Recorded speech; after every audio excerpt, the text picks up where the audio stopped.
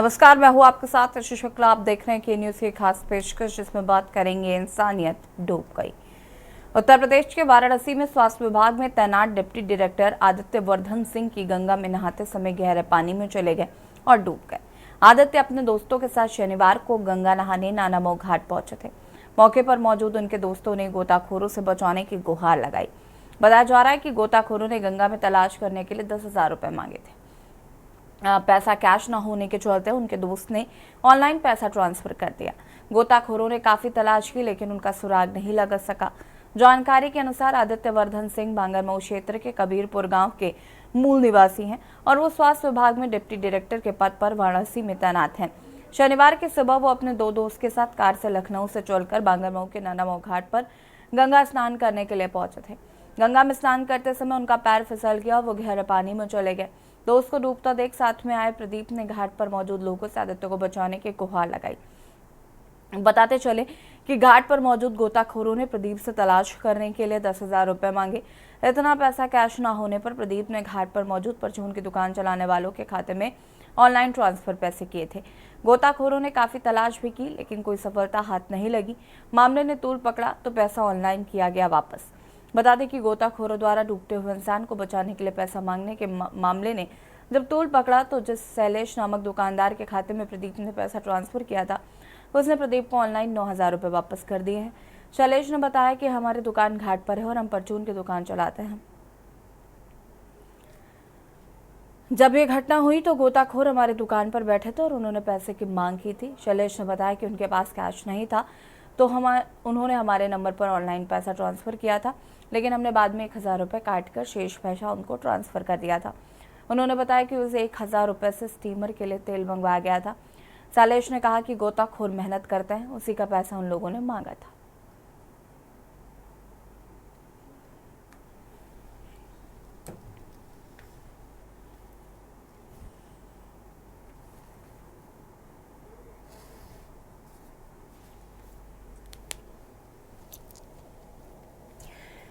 वाराणसी का ये मामला, जहां पर पहले पैसा दो फिर बचेगी जान, भावनाओं के साथ खिलवाड़ हुआ और ये तस्वीरें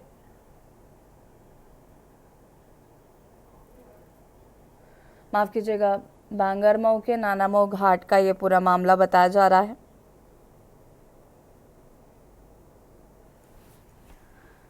जहां पर पहले पैसे मांगे गए और उसके बाद बचाने की बात करी गई और कहीं ना कहीं इंसानियत को तार तार कर देने वाली ये घटना सामने आई है। 84 पर करेंगे। मेहमान हमारे साथ जुड़ चुके हैं। अरुण अवस्थी जी एडिटर इनपुट हमारे साथ जुड़ चुके हैं। जयप्रकाश जी पूर्व आईपीएस से हमारे साथ जुड़ चुके हैं। किरण मिश्रा जी समाज सेविका हैं, हमारे साथ जुड़ चुकी हैं। डॉक्टर तरुण निगम मनोचिकित्सक हमारे साथ जुड़ चुके हैं। सबसे पहले तो आप सभी का बहुत बहुत स्वागत है। शुरुआत अरुण अवस्थी जी आपसे करते हैं। जिस तरीके का ये मामला निकल कर सामने आया और जहां पर जान बचाने के लिए पहले पैसे की डिमांड की गई और कहीं ना कहीं ये एक बड़ी लापरवाही के चलते ही स्वास्थ्य विभाग में तैनात डिप्टी जो डायरेक्टर थे आदित्य वर्धन सिंह, उनकी मौत हो गई। बिल्कुल, इसी सबसे पहले तो हम यही कहेंगे कि जिस तरीके से आदित्य वर्धन सिंह चूंकि एक डिप्टी डायरेक्टर थे, सब समझ रहे थे कि गंगा में नहाने जाने के लिए बहुत तैयारी होनी चाहिए और उसके बाद में भी गंगा के बीच में गए और अपने दोस्त से बोला कि हमारी एक फोटो सेल्फी ले लो। और उसी बीच जो गहरा, चूंकि इस समय जो मौसम है, उस मौसम में गंगा में काफी पानी है और गंगा का जो जल स्तर है वो काफी बढ़ा हुआ है। इस बीच वो गंगा के जो बहाव था उस बीच में आ गए और उसके बाद डूबने लगे। ये पूरी घटना कहीं ना कहीं जिस तरीके से जो वहां के प्रत्यक्षदर्शी हैं, जो प्रत्यक्षदर्शी इन्होंने देखा पूरी घटना को, उनकी अगर माने तो उनका यही कहना था कि एक सेल्फी की फोटो के चक्कर में पूरी घटना हुई। पहली बात। दूसरी बात, जिस तरीके से घटना जब हो गई और वो डूब रहे थे और उनके दोस्तों ने जब स्थानीय लोगों से और गोताखोरों से बचाने की गुहार लगाई, तब कहीं ना कहीं इंसानियत मरी हुई नजर आई। क्योंकि जिन लोगों को, जो गोताखोर हैं, गंगा के किनारे मुझे लगता है इसीलिए रहते हैं कि किसी को अगर बचाने की आवश्यकता पड़ जाए तो उनको बचाएंगे। लेकिन पैसे की मांग की गई, नगद पैसा था नहीं। उसके बाद जब ऑनलाइन दूसरे के खाते में पैसा ट्रांसफर हो जाता है, तब वो गोताखोर गंगा में डुबकी लगाते हैं और फिर जो आदित्य वर्धन सिंह हैं, जो डिप्टी डायरेक्टर हैं स्वास्थ्य विभाग के, उनको ढूंढ नहीं पाते। हालांकि ये पूरी प्रक्रिया फिर शाम को 6 बजे तक चलती है। सुबह लगभग 11 बजे से चालू होता है सर्च अभियान और शाम को 6 बजे तक चलता है, शनिवार यानी कि कल। आज फिर से सुबह से सर्च अभियान चल रहा है और स्थानीय लोगों की माने और प्रशासन की माने तो लगभग 25 किलोमीटर एरिया में ये सर्च अभियान चला और सर्च अभियान चलने के बाद में लगभग 75 एसडीआरएफ पुलिस और पीएससी के जवान जो गोताखोर हैं, जो एक्सपर्ट हैं, उन लोगों के द्वारा 25 किलोमीटर एरिया में पूरा ये सर्च अभियान चलाया गया। लेकिन ढूंढने में अभी भी नाकामी ही हाथ लगी हुई है। अगर बात करें ऐसी, तो चूंकि जो ये घटना है, कहीं ना कहीं घटना बड़ी दुखद है।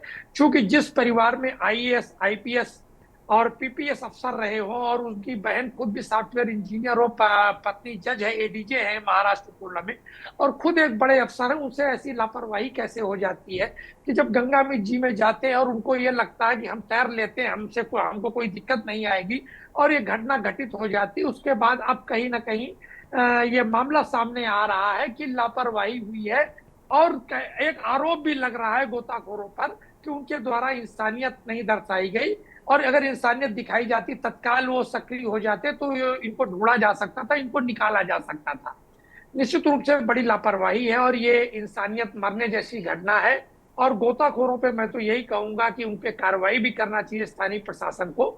लेकिन आज के समय में हम सभी से कहेंगे, जो भी लोग स्क्रीन पर हैं, इस के न्यूज को देख रहे हैं, कि जब भी कभी गंगा में स्नान करने जाएं तो अपनी सुरक्षा का विशेष ध्यान रखें और कभी भी इस उसमें मत न रहे कि हम एक्सपर्ट हैं, हम तो तैर लेते हैं, हमको कोई दिक्कत नहीं होगी। जो गंगा में इस समय जल स्तर काफी बढ़ा हुआ है, काफी बाढ़ की स्थिति है और ऐसी घटनाएं कभी भी किसी के साथ हो सकती है। यसी जी बिल्कुल। वापस आता है आपके पास जयप्रकाश जी, पूर्व आईपीएस हमारे साथ जुड़े हुए हैं। जयप्रकाश जी, कैसे देख रहे हैं इस पूरी घटना को?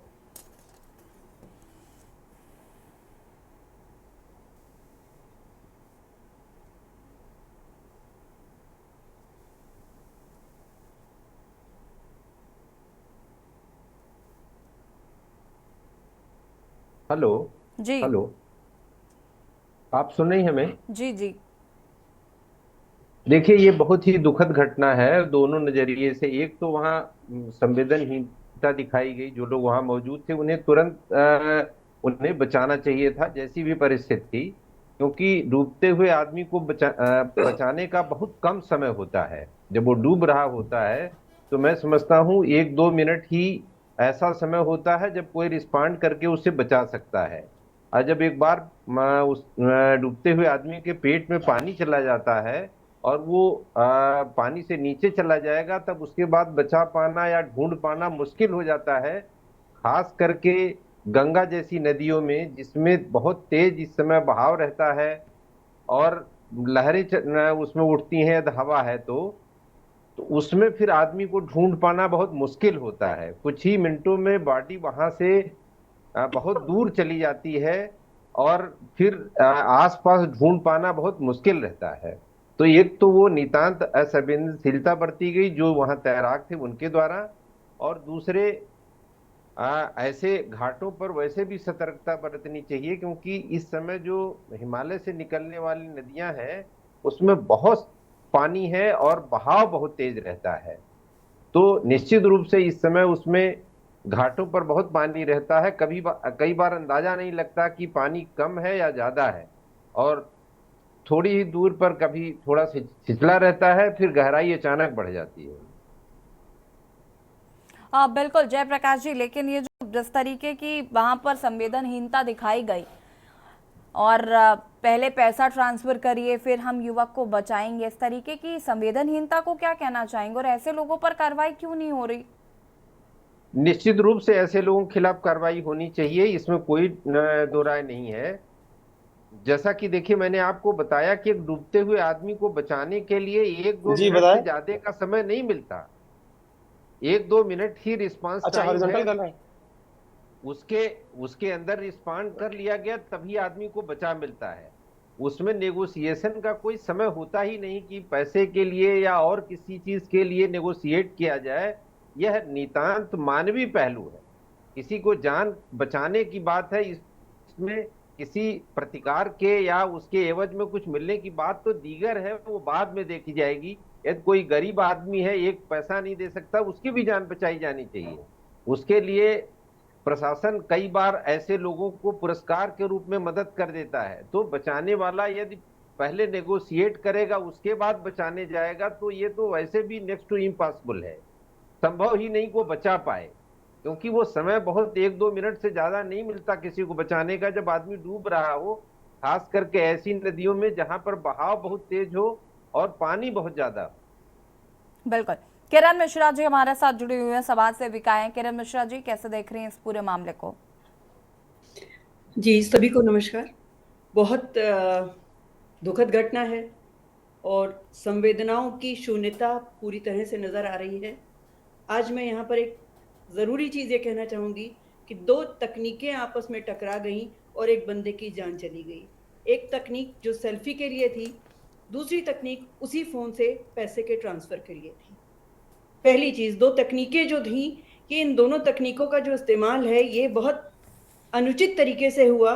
ऐसी खतरनाक जगह पे सेल्फी की जिद एक समझदार व्यक्ति से उम्मीद नहीं की जा सकती। दूसरी चीज़, जो पैसे ट्रांसफ़र की बात आई, नगद पैसे नहीं थे तो पैसे ट्रांसफ़र करिए। जैसा कि हमारे साथी ने कहा अभी कि बहुत कम समय होता है, डूबते को तिनके का सहारा पहले मिलना चाहिए था, पैसे तो बाद में भी जा सकते थे।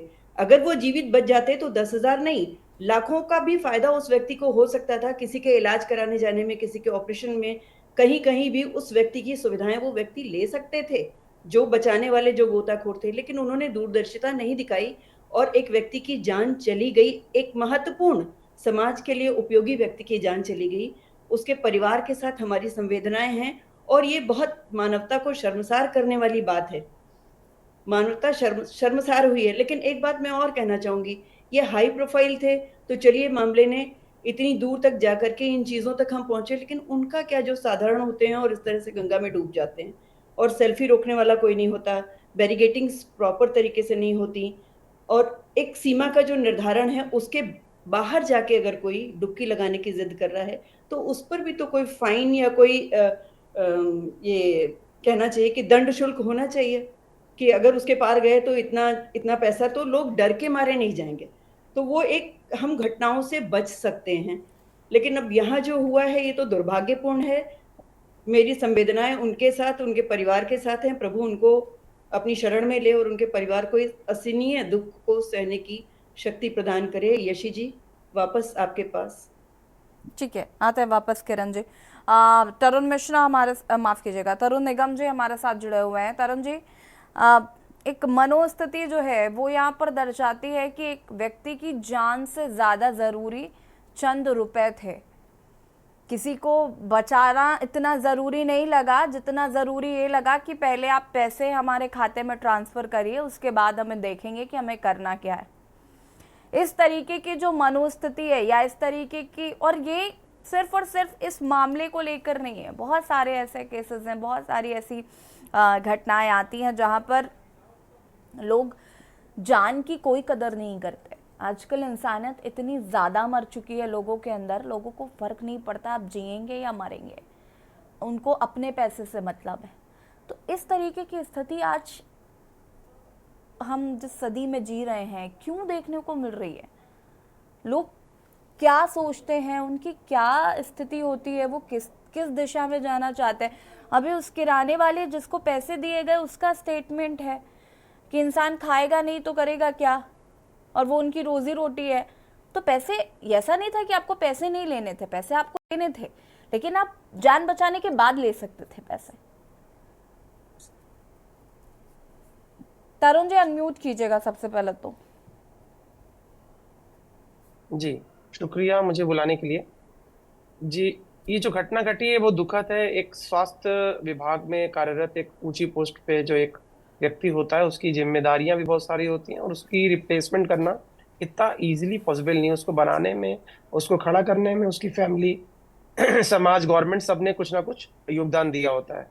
तो उसका लॉस होना एक तो समाज के लिए बहुत बड़ी दुखद घटना है। दूसरा पहलू ये आए कि वो सेल्फी जो ले रहे थे, तो ये एक सामाजिक बीमारी होती जा रही है जिसमें कि ऑनलाइन एडिक्शन, जिसमें कि सेल्फी के या सोशल वैलिडेशन या सोशल एक्सेप्टेंस के लिए लोग एक किसी भी हद तक जाते हैं। ये गंगा का है, कभी कोई क्लिफ से गिर जाते हैं, कोई माउंटेन से फोटो ले रहे होते हैं, कुछ लोग जो है तरह तरह के वीडियोस बना रहे होते हैं रिस्क टेकिंग वाले, जिससे कि उनको लाइक्स मिले, उनको जो है वो जो लाइक और जो लोगों का एक्सेप्टेंस चाहिए, जो उनको रश मिलता है जब लोग उनको लाइक या कमेंट करते हैं, वो एक बीमारी हो गई है, एक मानसिक विकृति हो गई है। ऐसे बहुत सारे लोग आपको दिखेंगे जो फेसबुक पे अपनी पूरी लाइफ शेयर कर देंगे। वो कुछ खाएंगे तो वो डालेंगे, वो खाने को नहीं, मोमेंट को नहीं एंजॉय करेंगे, उसकी फोटो लेकर के उसको मेमोराइज करना चाहते हैं। तो ये बहुत ये नई जनरेशन की एक समस्या होगी और इसको कॉपी बड़े लोग भी करने लगे हैं।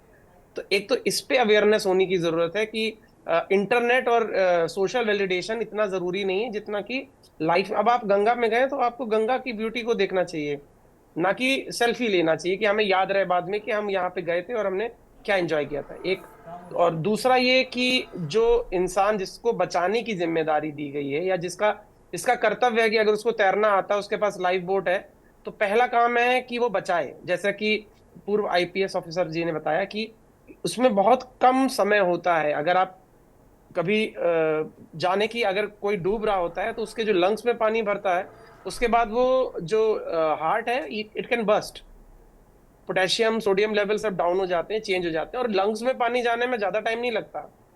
पेट में जाता है, कुछ लंग्स में जाते हैं, तो वो जो टाइम इंटरवल है वो उनको पता है कि बहुत कम है। उस समय भी अगर निगोशिएशन करा जा रहा है तो असंवेदनशीलता भी है और क्रुएलिटी भी है। आप इस चीज को समझते हुए कि इसमें इंसान हो सकता है नहीं बचे, लेकिन आप फिर भी बार्गेन कर रहे हैं, तो ये थोड़ा ज्यादा क्रूअल हो जाता है इसमें। दूसरा ये कि उन्होंने पैसे 1,000 काट के लौटाए थे, यानी कि वो इम्पैथी और इमोशंस जो लोगों के अंदर में एक दूसरे के प्रति होना चाहिए, जो लगाव होना चाहिए, वो गायब हो रहा है सोसाइटी में जो हम लोग जिसमें रह रहे हैं। तरुण जी, मैं अब लोगों आपसे के जानना भी वही चाहती हूँ, क्यों आखिर इसके पीछे की वजह क्या है, क्यों? भौतिकवादता की तरफ हम लोग ज्यादा जा रहे हैं, रिलेशनशिप्स और इमोशंस को हम लोग अब पीछे करते जा रहे हैं। हर कोई पैसे कमाने के रेस में भाग रहा है, और जो सक्सेसफुल होते हैं, जो पैसा कमाते हैं, उन्हीं को माना जाता है। तो इसलिए इंसान भी अपनी सोच बदल रहे हैं, लोग अपनी सोच बदल दे रहे हैं। उनको रिलेशनशिप्स और इमोशंस में जो है उससे ऊपर जो है पैसा और प्रतिष्ठा और सम्मान और सोशल वैल्यू ज्यादा समझ आती है। तो मुझे ये लगता है कि यही रीजन है जिसमें कि अ, इस तरह की घटनाएं हो रही हैं, जहाँ पे कि असंवेदनशीलता दिखाई जाती है। कभी कभी आपने सुना होगा हॉस्पिटल में भी होता है कि पेशेंट की डेथ हो गई, लेकिन उसको एलिगेशंस होते हैं कि वेंटिलेटर पे रखा गया, पैसे बनाए गए, या फिर अगर डेथ हो गई है उसके बाद पैसे नहीं है तो बॉडी नहीं छोड़ रहे हैं। तो ये सारी चीजें एक जगह नहीं है, बहुत जगह आपको दिखेंगी। तो हमें समाज को कुछ करना चाहिए इस बारे में कि कैसे हम बच्चों को अपने संवेदनशील बनाएं, उनको इमोशंस सिखाएं कि कैसे किसी की वैल्यू करनी चाहिए। अरुण अवस्थी जी, गंगा नदी इन दिनों उफान पर है और जाहिर है कि प्रशासन भी जो है वो पूरी तरीके से इन दिनों अलर्ट भी है, क्योंकि गंगा नदी उफान पर है तो लोग बीच गंगा में ना जाएं या जो डूबने वाले एरियाज हैं वहाँ पर ना जाएं, और वो एक तार बांधा जाता है जगह जगह पर, लोग फिर भी उसको क्रॉस करके जाते हैं। अब वो लोगों की मनोस्थिति है कि लोग क्यों जाते हैं, लेकिन सवाल ये भी है कि आपकी भी जिम्मेदारी है कि अगर लोग ऐसा कर रहे हैं तो आप उनको रोकें।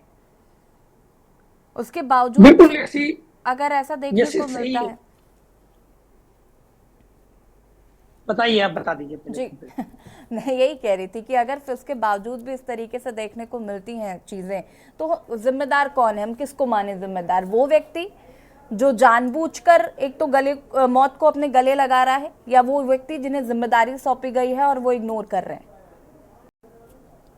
जैसे दोनों तरफ जिम्मेदारियां हैं, और जिम्मेदारियां इसलिए हैं दोनों तरफ क्योंकि अगर हम बात कर लें तो इस समय बाढ़ की स्थिति है। प्रशासन ने हर घाट पे तैयारी रखी हुई, बाढ़ केंद्र खोल रखे हैं, वहां पे प्रशासनिक अमले की ड्यूटी लगाई गई है। ये लोग इसी समय पे यहाँ पे रहेंगे। तो मुझे लगता है कि जो प्रशासनिक अधिकारी घाटों पे ड्यूटी पे के दौरान रहते हैं, उनकी ये जिम्मेदारी बनती है कि बीच बीच में जो लोग नहा स्नान करने के लिए घाटों पे आ रहे हैं उनको अलर्ट करते रहें, उनको बताते रहें कि यहाँ पर कहाँ तक आपको जाना है और कहाँ के बाद में गहरा पानी है। तो इस तरीके की व्यवस्था मुझे लग रहा वहां पे नहीं थी। नंबर 2 ये है कि चूंकि व्यवस्था में ये चीज जुड़ी हुई है कि नाविक वहां रहेंगे, गोताखोर वहां रहेंगे, और अगर कोई घटना दिख रही है तो उस घटना से उनको बचाने का काम करेंगे। लेकिन वहां नाविक नहीं थे। क्यों नहीं थे? गोताखोर थे तो वो ये पैसे की मांग क्यों कर रहे थे, जबकि प्रशासन के द्वारा इस तरीके की तैयारी रखी जाती है। तो कहीं ना कहीं इस तरीके की जो असंवेदनशीलता है वो प्रशासनिक अमले में जो अधिकारी वहां लगे थे, लगे भी थे या कागज पे लगे थे, वहां थे ही नहीं वो लोग, इसीलिए कोई नहीं बता पाया। दूसरा, हमारी आपकी जिम्मेदारी सबसे पहले बनती है कि जो प्रशासन के द्वारा जगह जगह पे बोर्ड लगा के बताया जाता है कि इतनी दूरी तक जाना है और गंगा के किनारे ही स्नान कर लेना है। क्योंकि इस समय जब बाढ़ का समय चल रहा है तो गंगा में बहुत सारे ऐसे विषैले, जिसमें कई तरीके के सर्प और अन्य जानवर भी उसके अंदर पाए जाते हैं। इसलिए किसी को भी गंगा में बीच में जाने की आवश्यकता नहीं होती, गंगा के किनारे ही स्नान ध्यान कर लेना चाहिए था। लेकिन आज जब चूंकि लोग दौड़ रहे हैं और कहीं ना कहीं विकास को पार है, तो विकास के साथ साथ जो ये तैयारी आम व्यक्ति कर रहा है कि मुझे कुछ नया करके ले जाना है, कुछ नई फोटो खींच के ले जाना है और शाम को सोशल मीडिया पे पोस्ट करना है, और पोस्ट करने के बाद ये देखना है कि कितने लाइक आ रहे हैं, ये गलत चीज है। ये सिर्फ इस मामले में नहीं बल्कि कई मामलों में आजकल ये देखने को मिल रहा है कि ये जो सेल्फी लेने का एक जो तरीका आया है ये गलत तरीका है। हालांकि इस मामले में जो प्रशासन के द्वारा की गई थी वो मुझे लग रहा है कि तैयारी नाकाफी थी। प्रशासन के लोगों को ऐसे स्थानों पर रहना चाहिए और लगातार जागरूकता फैलाते रहना चाहिए कि भाई कहां तक आपको जाना है। लेकिन ये उस घाट पे तैयारी नहीं थी, जिसका परिणाम ये हुआ कि गंगा के बीच में कहीं ना कहीं गंगा में उस स्थान तक पहुंच गए डिप्टी डायरेक्टर जहां पे गहरा पानी था, और वो सेल्फी खिंचवाने के चक्कर में बीच गंगा में गहरे पानी में चले जाते हैं और उसके बाद वो डूब जाते हैं, डूबने लगते हैं, फिर बहाव में आ जाते हैं और पता नहीं कहाँ चले गए। चूंकि 25 किलोमीटर की एरिया में जो सर्च अभियान चलाया गया है, 2 दिन का जो सर्च अभियान चला है, उसमें उनको ढूंढा नहीं जा सका है। ये एक बड़ी कहीं ना कहीं लापरवाही है प्रशासन के द्वारा भी और अन्य तरीके से भी जो गोताखोर है उसके द्वारा भी। चूंकि उसने पैसे के को महत्व दे दिया उस जगह पर, अगर वो तात्कालिक रूप से देखने के बाद में गंगा में चला गया होता तो हो सकता उनको बचा लाता, और उसके बाद अगर वो अपने इनाम के रूप में या पैसे की मांग करता तो ये सब चीजें काउंट नहीं होती। लेकिन आज ये निश्चित रूप से कहा जा सकता है कि यहाँ इंसानियत उस व्यक्ति के अंदर मरी हुई नजर आई जिसने पैसे को पहले ज्यादा महत्व दिया और जान बचाने के लिए उसने उस काम को महत्व नहीं दिया। बिल्कुल, वापस आएंगे, आप सभी हमारे साथ बने रहिएगा, चर्चा को आगे बढ़ाएंगे। आरोग्य छोटे से ब्रेक के लिए जो हाजिर होते हैं।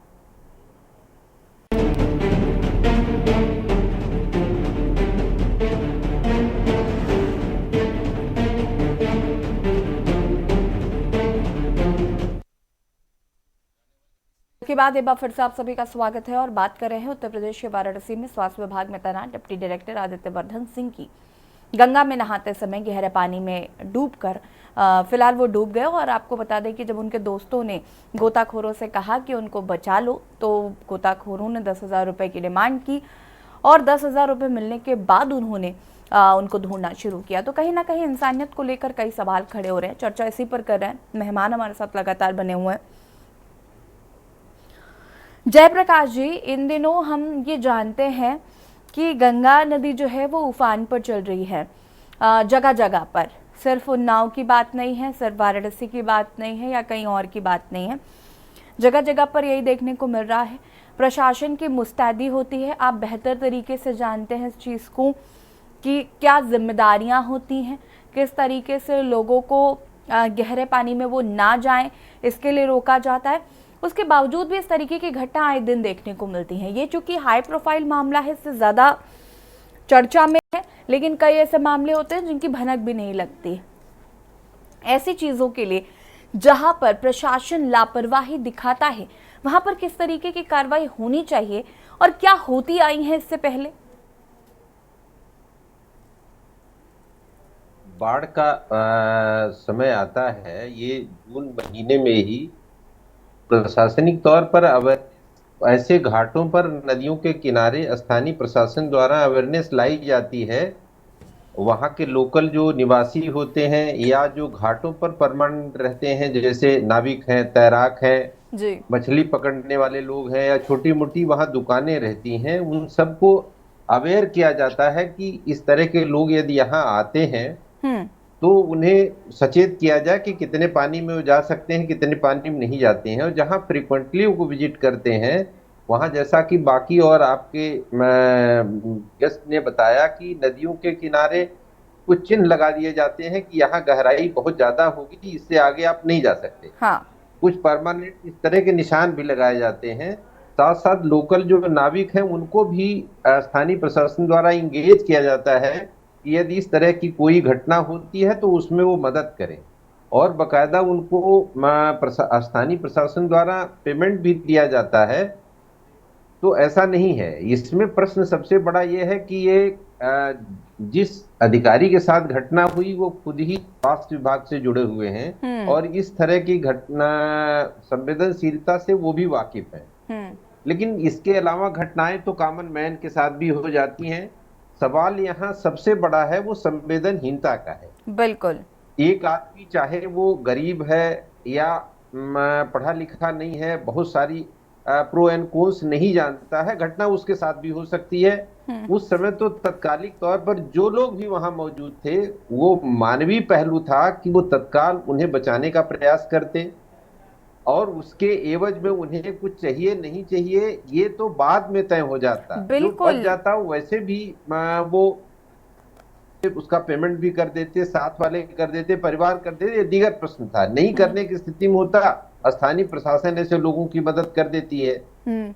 यहाँ सीधा सीधा प्रश्न ये है कि ये एक तरह से उस व्यक्ति का ये क्रिमिनल नेग्लिजेंस है।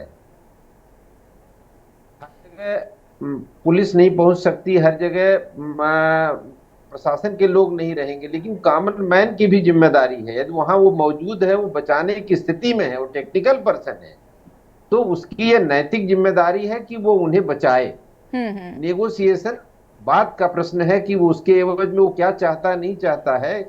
जैसा कि मैंने पहले भी आपको बताया कि किसी डूबते हुए आदमी को बचाने के लिए 1-2 मिनट से ज्यादा समय नहीं रहता, और खास करके ऐसी बड़ी नदियों में जिसमें पानी बहुत ज्यादा होता है और बरसात के मौसम में प्रवाह बहुत तेज होता है। वो 2 दिन की बात, जैसा कि आप लोगों ने बताया, 2 दिन में वो शरीर कितना दूर बह के गई होगी।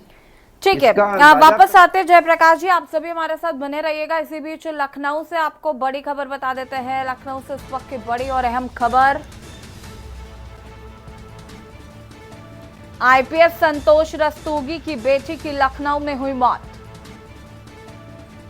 Ram Manohar Lohia national law university की थी छात्रा।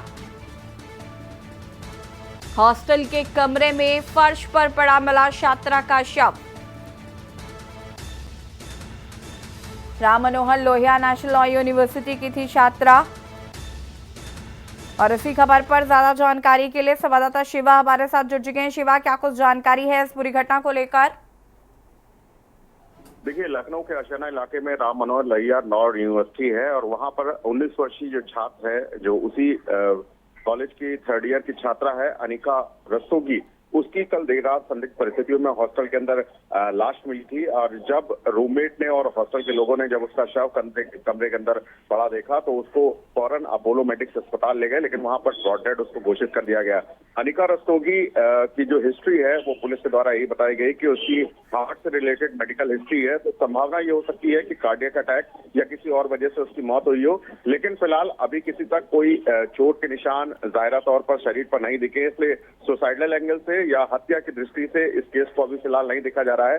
बड़ी बात यह है कि अनिका रस्तोगी के पिता संतोष रस्तोगी वो दिल्ली में एनआईए में आईजी के पद पर तैनात है और वो भी आज सुबह लखनऊ पहुंचे हैं। और फिलहाल जो अनिका रस्तोगी है उसका पोस्टमार्टम लखनऊ के पोस्टमार्टम हाउस में चल रहा है और जरूर पुलिस अभी भी किसी को भी सस्पिशियस नहीं मान रही है, किसी के लिए संदेह का घेरा उनके लिए नहीं है, लेकिन पोस्टमार्टम रिपोर्ट का इंतजार है। जब पोस्टमार्टम रिपोर्ट आएगी तो ये मालूम पड़ेगा कि अनिका रस्तोगी की आखिरकार मौत किन वजह से हुई है, किन परिस्थितियों में हुई है। लेकिन कल देर रात लखनऊ के अंदर ये बड़ी घटना हुई है। खुद लखनऊ के पुलिस कमिश्नर अमरेंद्र कुमार सेंगर भी अपोलो मेडिक्स अस्पताल पहुंचे थे, तमाम पुलिस अफसर भी पहुंचे थे। तो जरूर इस बात का प्रयास किया जा रहा है कि अनिका रस्तोगी की मौत जिन भी परिस्थितियों में हुई हो वो पोस्टमार्टम रिपोर्ट में साफ हो पाए। बिल्कुल, अगर हम बात करें शिवा, तो परिजनों की तरफ से क्या इस पर कोई प्रतिक्रिया है या किसी तरीके की कोई बात उनके द्वारा कही गई है, या जिस हॉस्टल में वे रहती थी वहां पर जो उसके फ्रेंड सर्कल था वहां से कुछ प्रतिक्रियाएं आई हैं क्या? देखिए जैसे अभी तो फिलहाल इस घटना पे कोई बोलने वाला नहीं है। परिवार के ऊपर एक बहुत बड़ा पहाड़ भी टूटा है, ये कहे कि उनकी एक बेटे की मौत हुई है, और दूसरा राम मनोहर लोहिया लॉ यूनिवर्सिटी की तरफ से अभी कोई भी ऑफिशियल बयान जारी नहीं हुआ है। लेकिन अभी अंदर खेमे से खबर यही है, क्योंकि वो हॉस्टल में छात्रा कई समय से रहती थी और हॉस्टल के अंदर ही उसकी लाश मिली है, तो पुलिस भी इस बात को इसलिए सस्पिशियस नहीं मान रही है क्योंकि जो भी दरवाजा था हॉस्टल के कमरे का वो अंदर से लॉक था, तो किसी के बाहर से अंदर जाने की जो प्रक्रिया है वो दिखाई नहीं देती है, अंदर से बाहर जाने की स्थिति नहीं दिखाई देती है। तो पूरी तरीके से कार्डियक अटैक की ये जो घटना है वो मानी जा रही है। लेकिन अभी फिलहाल बार बार मैं यही कह रहा हूँ कि जब तक पोस्टमार्टम रिपोर्ट नहीं आएगी तब तक किसी भी एंगल पर अभी पहुंचना बहुत मुश्किल कहा जाएगा। तो फिलहाल पोस्टमार्टम रिपोर्ट का इंतजार हो रहा है। अभी परिजन फिलहाल लखनऊ के पोस्टमार्टम हाउस में मौजूद है। खुद उनके पिता संतोष रस्तोगी और उनके जिस साथ में अन्य परिजन आए हैं वो इस वक्त मौजूद है, और लड़की की बॉडी, वो अपनी बेटी की बॉडी लेकर के वो अपने मूल आवास पर जाएंगे और अंतिम संस्कार की प्रक्रिया को पूरा करेंगे। लेकिन अभी भी पुलिस के अफसर ये कहना है कि जब उनके पास कार्बन कॉपी पोस्टमार्टम रिपोर्ट की आएगी तो वो जरूर उस पर अध्ययन करेंगे और आगे की जानकारी देंगे। ठीक है, शुक्रिया आपका जानकारी साझा करने के लिए। बता दें कि आईपीएस संतोष रस्तोगी की बेटी की संदिग्ध परिस्थितियों में मौत हो गई है। और इसी बीच आपको कानपुर से खबर बता देते हैं। कानपुर से बड़ी खबर, सर्विस लेन से लगी लिंक रोड पर हुआ हादसा। लोडर और बाइक की आमने सामने हुई भिड़ंत। हादसे में एक व्यक्ति की मौत हो गई है, 2 लोगों की हालत गंभीर बताई जा रही है। लोडर और बाइक की आमने सामने हुई भिड़ंत।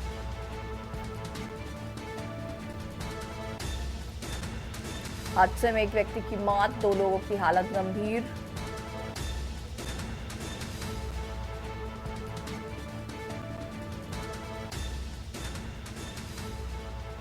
और इसी खबर पर ज्यादा जानकारी के लिए संवाददाता आकाश हमारे साथ जुड़ चुके हैं। क्या कुछ जानकारी घटना को लेकर? बता दूं कि ये तीनों युवक नई बाइक लेकर अपने घर जा रहे थे, तभी रास्ते में एक्सीडेंट हो गया, जिसमें से एक युवक की दर्दनाक मौके पर ही मौत हो गई, और जबकि 2 युवक जो साथ में बैठे हुए थे वो गंभीर रूप से घायल हो गए। उन्हें मौके पर पहुंची पुलिस ने उन्हें अस्पताल भिजवाया उपचार के लिए। जी शुक्रिया आपका जानकारी साझा करने के लिए।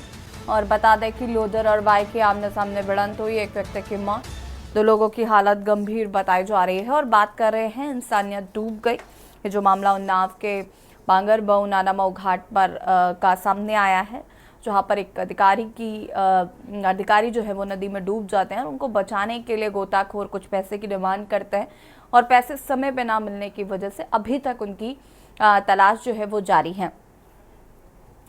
चर्चा इसी पे कर रहे हैं किरण मिश्रा जी हमारे साथ लगातार बनी हुई हैं। किरण जी, जिस तरीके के मामले आए दिन देखने को मिलते हैं, जो लापरवाही है या ये जो कॉमन मैन की, क्योंकि ये रिस्पॉन्सिबिलिटी आम लोगों की भी है, जैसा कि अभी जयप्रकाश जी कह रहे थे, हर जगह प्रशासन नहीं मौजूद हो सकता है। हमें खुद को भी कहीं ना कहीं इतना समझदार होना चाहिए कि अगर कोई रेड जोन एरिया है और हमें आकर कोई कह रहा है कि ये रेड जोन एरिया है, आपको नहीं जाना चाहिए, तो आपको नहीं जाना चाहिए। लेकिन कई लोग मनमानी करते हैं, वो जाते हैं, फिर इस तरीके की घटनाएं होती हैं और उसके बाद फिर हम ऐसे यहाँ पर चर्चा कर रहे होते हैं कि क्या हुआ क्या नहीं हुआ। और ये हमारी रिस्पॉन्सिबिलिटी तो है ही, साथ ही साथ उन गोताखोरों की या जो आसपास लोग रहते हैं। और मुझे अभी भी बार बार वो जो किराने वाले का स्टेटमेंट है वो नहीं समझ में आ रहा है। उसका ये साफ तौर पर कहना था कि वो मेहनताना तो लेंगे। मुझे ये नहीं समझ में आ रहा है कि मेहनताना तो आप बाद में भी ले सकते थे, उस वक्त लेने की क्या जरूरत थी? या वो लोग अगर वो वहां पर बच जाते या उनको लेकर जाते तो क्या भाग जाते वहां से, उनको नहीं मिलता पैसा? आपने बहुत सही बात कही कि मेहनताना तो लेंगे ही। मेहनताना कब लिया जाता है? काम होने के बाद मेहनताना लिया जाता है। हम कोई टेम्पो, ऑटो, रिक्शा किसी चीज़ में बैठते हैं, जब हम अपनी जगह पर पहुंच जाते हैं तब हम उसका मेहनताना देते हैं ना, तो उसको वो मेहनताने की डिमांड पहले नहीं करनी चाहिए थी।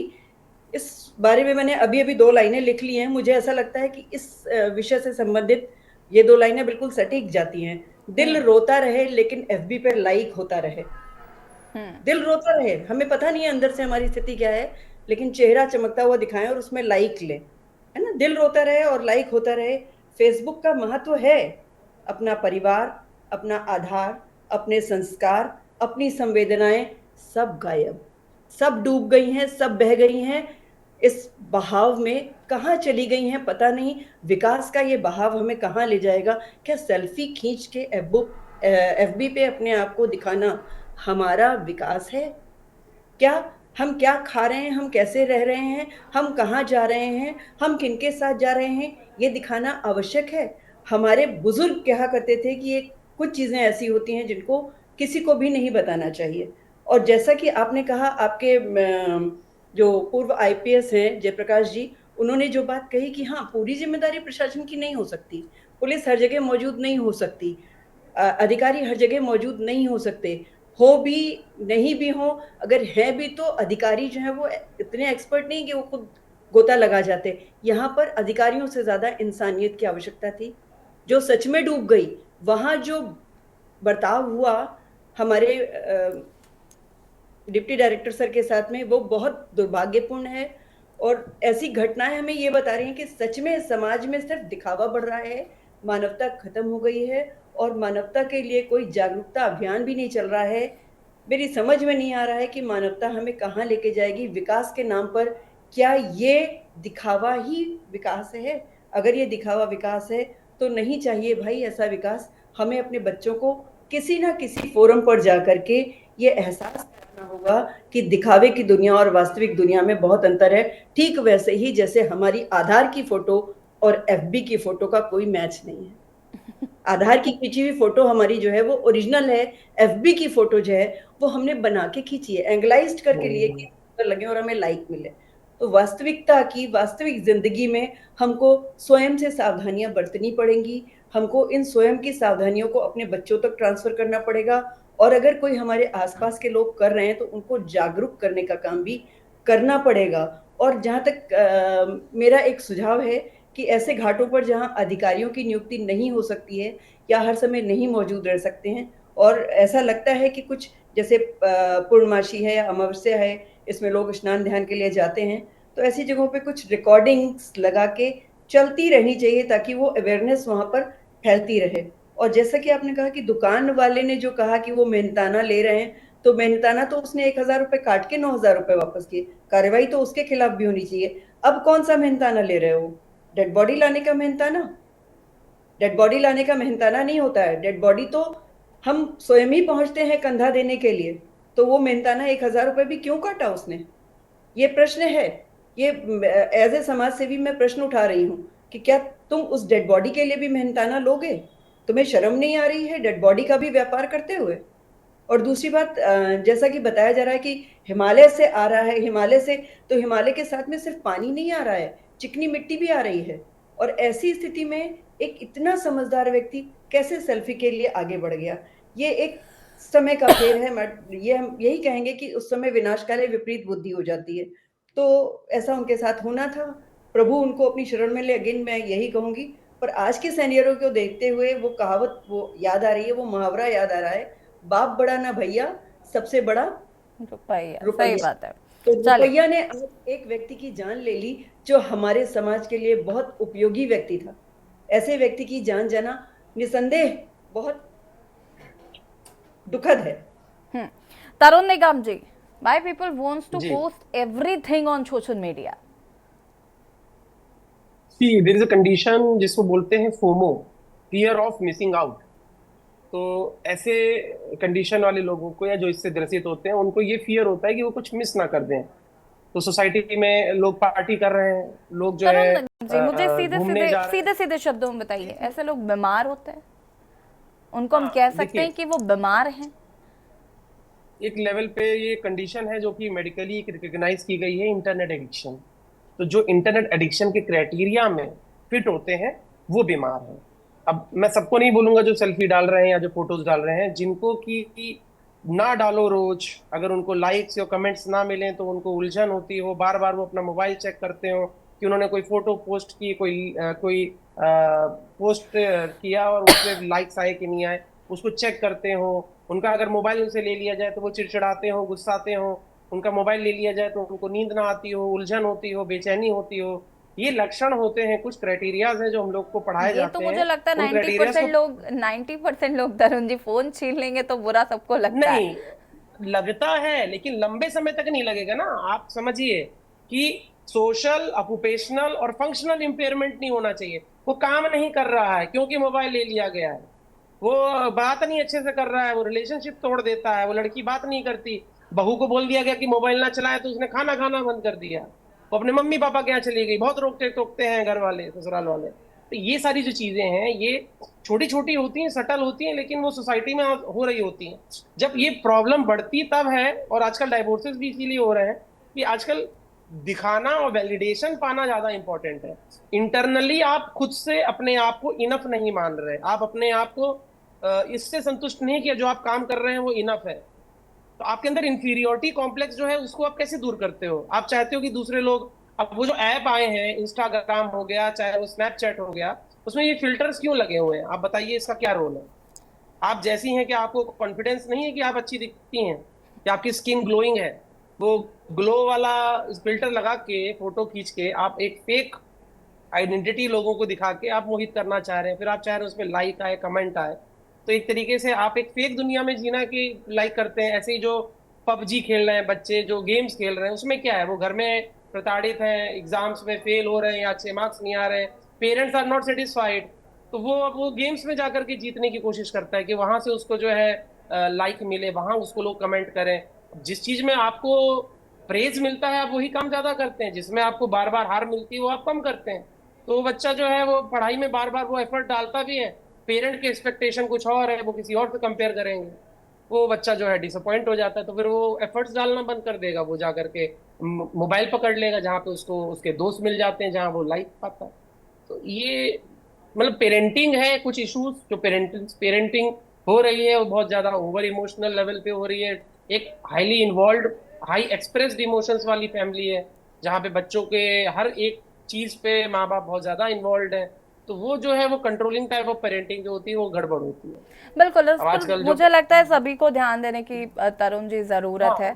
और पेरेंटिंग पे ध्यान देने की जरूरत है। या ठीक है, आप सभी का बहुत बहुत शुक्रिया चर्चा में शामिल होने के लिए। और बात कर रहे हैं इंसानियत डूब गई, जिस तरीके से ये मामला सामने आया, बेहद ही शर्मनाक ये मामला, जहां पर गोताखोरों ने पहले पैसे की डिमांड की, बाद में व्यक्ति को बचाने के लिए कहा।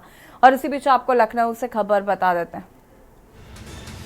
यूपी में 37 पीपीएस अफसरों का हुआ तबादला।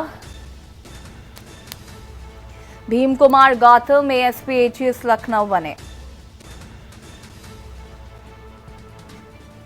सुनील कुमार सिंह एएसपी दक्षिणी देवरिया बनाए गए। Shweta Pandey ASP cyber crime मुख्यालय बने। दिगंबर कुशवाहा सेना नायक 12वीं वाहिनी PAC Fatehpur.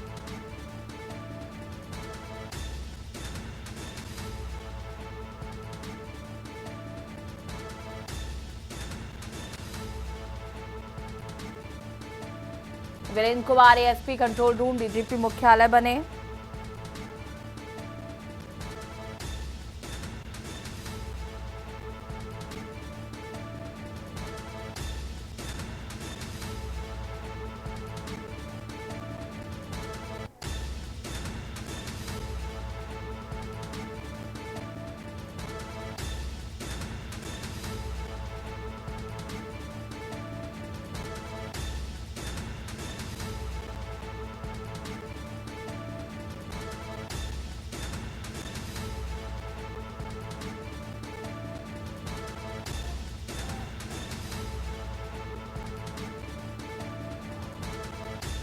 Lakshmi Niwas Mishra SP, Virendra Kumar SP control room DGP मुख्यालय बने।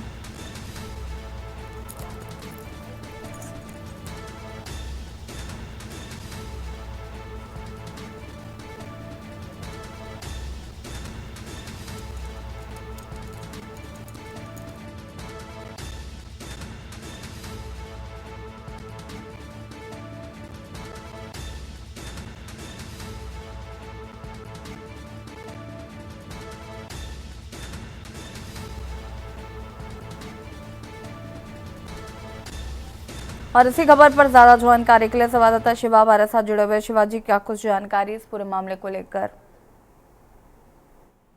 देखिए, बड़ी संख्या में उत्तर प्रदेश के अंदर एडिशनल एसपी के ट्रांसफर हुए हैं और ये बताया जा रहा है कि लंबे समय से लोग अपने अपने जगहों पर तैनात थे और इसमें 37 एडिशनल एसपी के स्तर के जो अधिकारी हैं उनके ट्रांसफर हुए हैं। भीम कुमार गौतम एटीएस लखनऊ को ट्रांसफर किया गया है। सुनील कुमार सिंह एएसपी साउथ देवरिया बनाए गए हैं। श्वेता पांडे जो साइबर क्राइम सेल मुख्यालय भेजे हैं और दिवंगर कुशवाहा 12वीं पीएससी वाहिनी फतेहपुर ये भेजे गए। ऐसे तमाम इनके साथ और भी एडिशनल एसपी स्तर के अधिकारी हैं जिनको आज ट्रांसफर किया गया है और पुलिस मुख्यालय की तरफ से ये लिस्ट जारी की गई है। लेकिन ये बताया जा रहा है कि और भी एडिशनल एसपी है जो अपने अपने जगहों पर लंबे समय से तैनात है, जिनकी कार्य प्रणाली को देख करके डीजीपी हेडक्वार्टर लगातार बैठकें करता है। वो अपनी एक जो टीम है उनसे बातचीत कर उनके ट्रांसफर रोटेशन की जो बात है वो करते हैं। और अभी भी कुछ लिस्ट ऐसी है पीपीएस अफसरों की है जिनको आना बाकी है, लेकिन आज ये बड़ी संख्या में पीपीएस अफसरों के तबादले हैं जिसमें एडिशनल एसपी रैंक के अफसर शामिल है। ठीक है, शुक्रिया आपका जानकारी साझा करने के लिए। और बता दें कि यूपी में 37 अफसरों पीपीएस अफसरों का तबादला हुआ है और के न्यूज़ की खास पेशकश में फिलहाल इतना ही। देखते रहिए के न्यूज़ इंडिया। नमस्कार।